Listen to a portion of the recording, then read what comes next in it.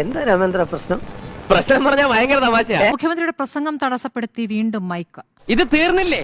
തലയോലപ്പറമ്പിലെ തെരഞ്ഞെടുപ്പ് യോഗമാണ് മുഖ്യമന്ത്രിയും മൈക്കും തമ്മിലുള്ള പിണക്കത്തിന് വേദിയായത്. നീ ഇങ്ങനെ നിസ്സാര കാര്യത്തിൽ പിണങ്ങിയാലോ? വേണ്ട, താനൊന്നും പറയണ്ട.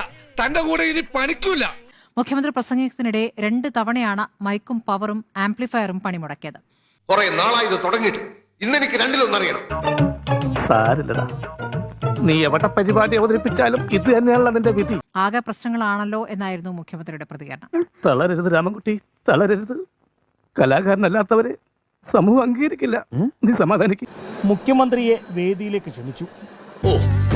എങ്കിൽ ഞങ്ങൾ പോകാതെ മനുഷ്യനെ താഴ്ത്തിക്കിട്ടുന്ന സ്വഭാവം പണ്ടേ നിന്റെ രക്തത്തിലുള്ളതാണ്.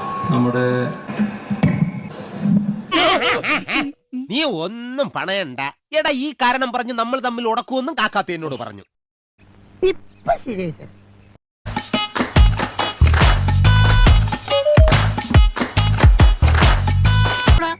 ഹലോ, എന്താ മണി 4 ആകാറായി. വല്ലാവൂ ഇപ്പൊ ശരിയായി തരാം.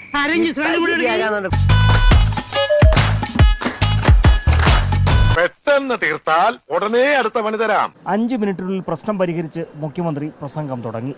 അവസാന ഘട്ടത്തോടടുക്കുമ്പോൾ വീണ്ടും പ്രതിസന്ധി. തീരുമ്പ പണി തരാൻ ഞാൻ എന്താ കുപ്പിന്ന് വന്ന ഭൂത? അറിയാവുന്ന ആരെ കൊണ്ടെങ്കിലും താൻ രക്ഷ എഴുതി കെട്ടിച്ചോ. തനിക്കാണ്ട് വലിയ കുഴപ്പം തുടങ്ങുക. ആംപ്ലിഫയറിന്റെ പവർ പ്ലഗിൽ നിന്ന് തീയും പുകയും ഉയർന്നു. നിന്റെ ഒടുക്കത്തെ തുമ്പലാണെന്ന് നീ മറക്കണ്ട. പണ്ടും നിന്നെ എന്തെങ്കിലും ഒരു കാര്യത്തിന് കൂട്ടിയിട്ടുണ്ടോ? ഇരണക്കേട് അച്ചിട്ടതാ. നീയും തയ്ച്ചു വെച്ച ഒരു ബ്രേസീർ ഞാനാ? നീ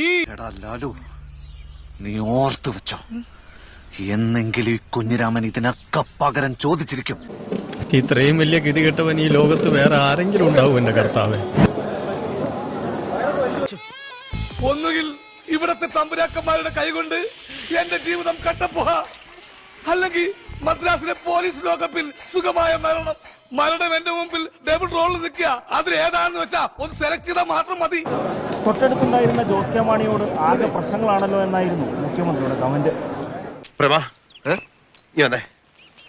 എടാ, പാമ്പ് കടിച്ച എന്നെ ഇടിവെട്ടി. പഴഞ്ചൊല്ല് തിരിഞ്ഞുപോയി മുതലാളി. ഇടിവെട്ടിവനെ പാമ്പ് കടിച്ചു. പഴഞ്ചൊല്ല് തിരുത്താനല്ല ഞാൻ നിന്നെ വിളിച്ചത്. അല്ലേ, ഞാൻ വല്ലാത്തൊരവസ്ഥയിലാണ്. ഞാനും അവസ്ഥയിലാണ്. നിനക്കെന്താ അവസ്ഥ? അല്ല, മുതലാളിയുടെ അവസ്ഥയാണല്ലോ എന്റെ അവസ്ഥ. വന്നേ. പിന്നെ എല്ലാം ശരിയായോ എന്ന് ചോദിച്ച് മുഖ്യമന്ത്രി വീണ്ടും പ്രസംഗം തുടങ്ങി. അങ്ങനെ കൃത്യമായിട്ടൊന്നും പറയാൻ പറ്റൂല.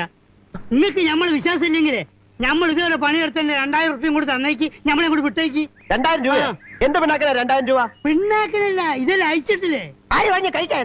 തോമസ് ചാഴികാടന് വോട്ടഭ്യർത്ഥിച്ച് പ്രസംഗം അവസാനിപ്പിക്കുകയായിരുന്നു. എന്നാ പിന്നെ ഞാൻ അങ്ങ് ഇറങ്ങുക. റിവേഴ്സ് പോകുമ്പോ ആ കണി ഞാൻ ഒന്ന് കണ്ടേക്കട്ടാ. എന്തിന്? കഷ്ടകാലം ആരംഭിച്ചോന്ന് അറിയാലോ. അപ്പൊ ഞാൻ പോട്ടെ. എന്റെ കാര്യം കൂടെ ഒന്ന് പറയടാ. ഈ പാവത്തിന് ഒന്ന് അഡ്ജസ്റ്റ് കൊടുത്തേക്ക്.